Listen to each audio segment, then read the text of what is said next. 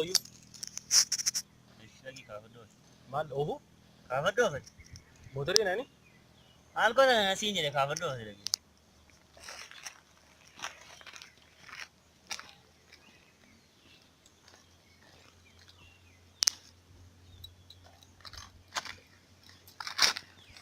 Kafadoo bete?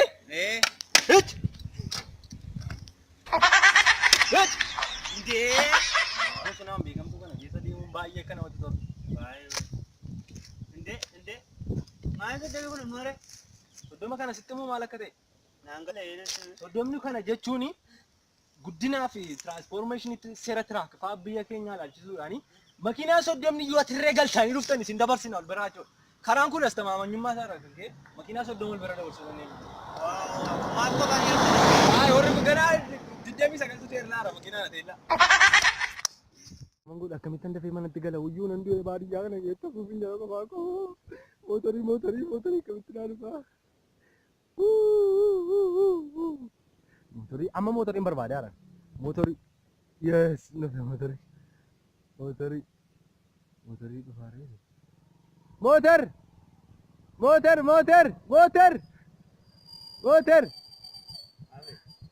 Maa jiraate maqaan kee motoriidhaan. Someone! Yes, I am. Come on, let's do that. Aba man, boom shakalaka man. Mantap ya gurba. Huh? Mantap. Mal? Suk. Kam noora. Maqaan kee suuqii turre innoo waatte.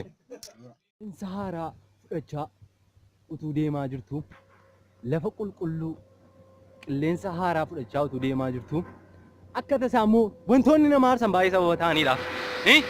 Wantoonni kiyyaa makiinaa akkasii kan namatti dhufanii gaafa namatti dhufanii laamma kun nagaa nama dhawwama fakkeenyaaf akkamitti jiraannu biyya kana keessa. Nama jechuun neetworkii jechuudha.